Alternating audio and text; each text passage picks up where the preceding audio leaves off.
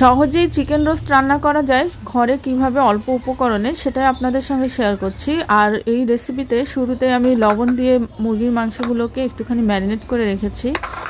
এদিকে আমার এখানে লাগছে আরও পেঁয়াজ বেরেস্তা 1 কাপ, আর বাদাম কিশমিশ সব কিছু লাগছে। এখানে বেশ খানিকটা পাউডার মিল্ক আমি একটু কুসুম গরম পানি দিয়ে গুলে এখানে সাইড করে রাখছি, রান্নার মাঝামাঝি পর্যায়ে এটা দরকার হবে।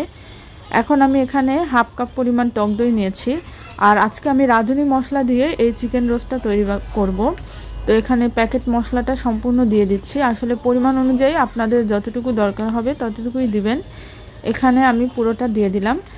এর সঙ্গে আরও কিছু মশলা দিচ্ছি। এখানে আমি আদা বাটা দিয়ে দিচ্ছি, আর একটুখানি রসুন বাটাও দিয়ে দিব।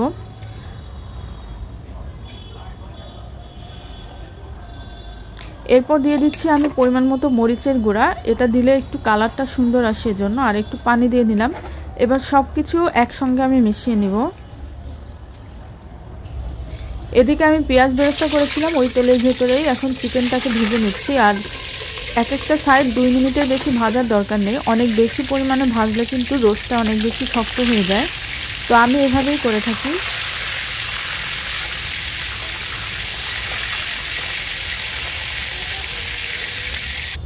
আর এই তো সবগুলো ভেজে উঠিয়ে নিয়েছি। এবার আমি মূল রান্নায় চলে আসব।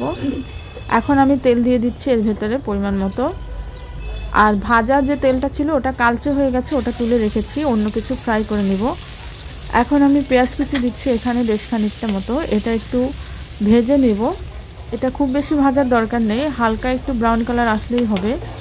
একটুখানি এলাচি আর দারুচিনি দিয়ে দিলাম। এখন আগে থেকে তৈরি করে রাখা যে মশলাটা ছিল টক দইয়ের ভিতরে ওটা দিয়ে দিচ্ছি। কয়েকটা কাঁচামরিচও দিয়ে দিলাম। এখন বাটিতে যে অবশিষ্ট মশলা আছে ওটা পানি দিয়ে ধুয়ে এর ভেতরে দিয়ে দিয়েছি। এখন কড়াইয়ে ভালোভাবে মশলাটাকে কষিয়ে নিতে হবে। কাজু আর বাদাম আর চীনাবাদাম আর কিশমিশ ছিল, ওটাকে যে বেটে নিয়েছি ওখান থেকে বেশ খানিকটা পরিমাণ দিয়ে দিলাম। 4-5 চামচ মতো দিয়েছি এখানে আমি। বাদাম আর কিশমিশটা দিলে কিন্তু আর চিনি দেওয়ার দরকার হয় না। একটুখানি টমেটো সস দিয়ে দিলাম, এতে করে টেস্টটা আরও বেশি ভালো আসে। এখন আমি স্বাদ মতো লবণ দিয়ে দিচ্ছি। আর যেহেতু চিকেনটা আমি অলরেডি লবণ দিয়ে ভেজেছি, তাই এই পর্যায়ে লবণটা একটু পরিমাণ মতো দিতে হবে। বেশি হয়ে গেলে কিন্তু তখন আর কমানো যাবে না, কিন্তু কম হলে আবার একটু দিয়ে দেওয়া যাবে, তাই লবণটা সেইভাবে মাথায় রেখে দিতে হবে। এখন আমি চিকেনগুলোকে দিয়ে দিচ্ছি। চিকেনগুলোর গায়ে মশলাটা যেন ভালোভাবে মেখে যায় সেই জন্য বারবার নেড়েচেড়ে উল্টে পাল্টে দিচ্ছি।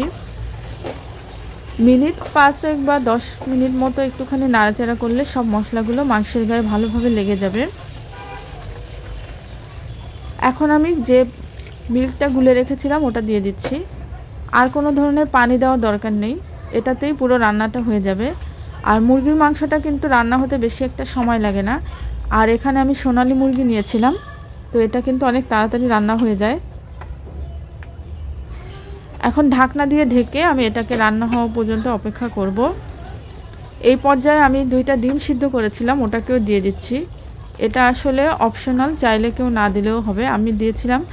অনেক সময় দেখা যায় যে ডিমের কোরমা যেটা করা হয় ওটা আর চিকেন রোস্ট কিন্তু অনেকটা একই রকম হয়, তাই একসাথেই দিয়ে দিয়েছি। এখন আমি উপর থেকে কিছুটা পেঁয়াজ বেরেস্তা ছড়িয়ে দিচ্ছি। পেঁয়াজ বেরেস্তাটা দেওয়ার পরে আর একটু ঢাকনা দিয়ে ঢেকে রান্না করে নিব। আর এই তো রান্না ডান।